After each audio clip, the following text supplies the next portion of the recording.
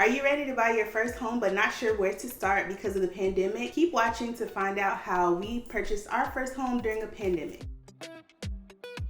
Hi, and welcome back. I'm Kamika, and this is Well Balanced Wallet, where I help you create healthy money habits and live a life that you love on your current budget. Today, we're going to be talking about purchasing your first home during a pandemic. So I mentioned in a few videos that my husband and I purchased our very first home in May of this year, and that was 2 months after the pandemic started. During this time, we were still under a pretty strict quarantine, but we were able to navigate the home buying process with the help of our very good realtor. So just to give you a little bit of a backstory, my husband and I moved to a new city in July of last year, and we told ourselves that we would wait 1 year to make sure that we liked the city and make sure we learned which areas that we wanted to live in, and then we would purchase our first home. Fast forward to 2020. In February, we started looking for a home, and we were trying to figure out the process and what steps to take and just how to do everything because we've never done this before.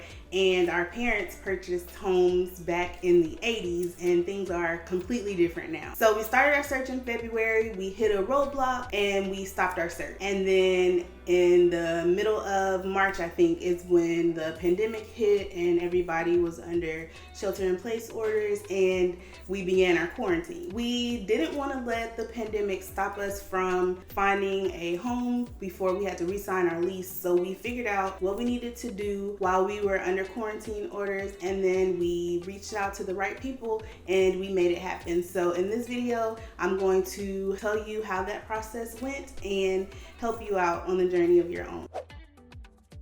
So the first thing that you want to do before you start looking for homes is to get pre-approved for a mortgage. A lot of people will tell you to get pre-qualified, but don't do that. During a pandemic, you want to make sure you get pre-approved for a mortgage. So the difference is the pre-qualification letter is based off of the information that you give your lender, and they say, oh yeah, based on this information, we can give you a loan. That's not what you want during the pandemic. You want the pre-approval letter, which means that you've submitted 3 months of your bank statements, you've submitted your employment history, and all of the documents that they request in order to get a mortgage. So you want your credit check run, you want everything done, and you want the bank to have all of these documents to make sure that they're going to lend you this money before you even start looking for a house. Because you would hate to get a pre-qualification letter, start looking for houses, and then get turned down for a mortgage because something didn't quite add up between what you told them and then them actually running your information for a mortgage. Being that we're in a pandemic and things are so uncertain, banks have increased the credit requirement, they have increased the down payment requirement, and they double and triple check your employment status before they say we're going to give you this loan. So make sure you have your pre-approval letter before you even start the process.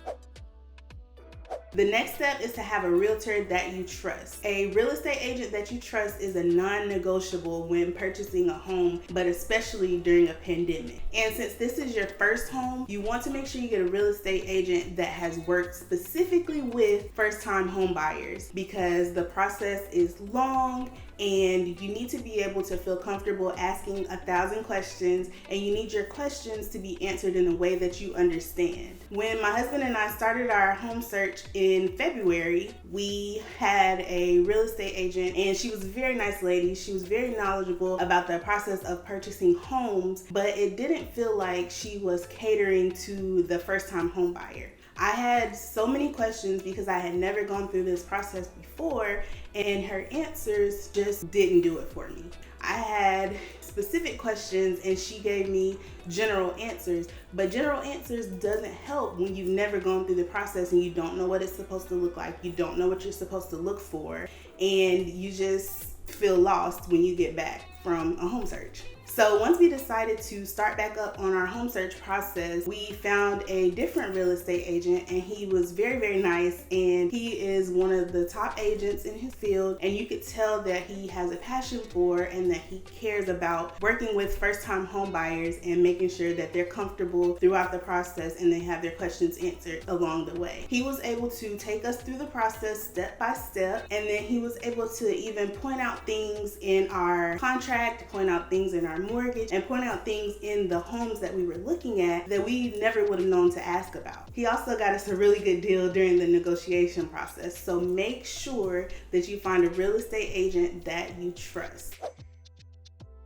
Be prepared to view homes virtually. You will most likely have to do a virtual tour to look at the homes that you're interested in during this pandemic. I personally enjoyed the virtual tours. Our realtor went out to the homes that we were interested in, and once he got there, he would call us on FaceTime and walk through the home to make sure that we saw the home, make sure that the images that we were seeing on Zillow and the MLS listings were accurate and not distorted. He even walked through, pointed out cracks in the foundation. He pointed out issues with the ceiling. He pointed out little things that we wouldn't even know to look for. So during the virtual process, we could tell him, yes, we're still interested in this home, or no, we don't like this home, and we never had to leave our house. So I enjoyed that aspect of home searches. After the virtual tour, if we decided that we did like a home, we were able to go out and physically visit the home,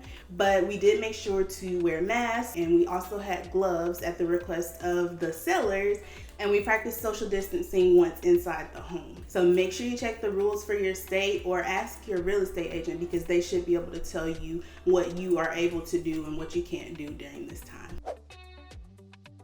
The housing market is super competitive right now, and interest rates for mortgages are at an all-time low. So you may find yourself in a bidding war. This basically means do not get your hopes up until you are signing the last document at the closing table. My husband and I found what we thought was the perfect home. It had been on the market for only 7 days, and my realtor did the virtual tour with us, and then we physically went to look at the house, and we fell in love, and we decided to put in an offer. Well, on the same day that we put in an offer, so did someone else, and their offer was at asking price and ours was lower than asking price. So our realtor was very good at his job and allowed us to increase our offer to the asking price. We also added a handwritten note to make it a little bit more personal. Long story short, the seller went with the other offer, and the reason why was because he didn't like the type of mortgage that we had. He actually told our realtor that it didn't exist, but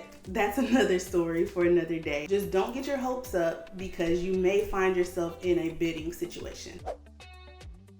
When you close on your home, what is your first course of action? Are you going to go by and clean the home yourself? Are you going to hire cleaners to clean the home before you get ready to move in? You also want to think about how you're going to move your things. Are you going to hire a moving service? Are you going to move it yourself and ask for the help of your family and friends? These are all important things to figure out, because during a pandemic, you don't want many people coming in and out. So our plan was to clean the new home ourselves and hire a cleaning service to clean our apartment so that we can get our security deposit back.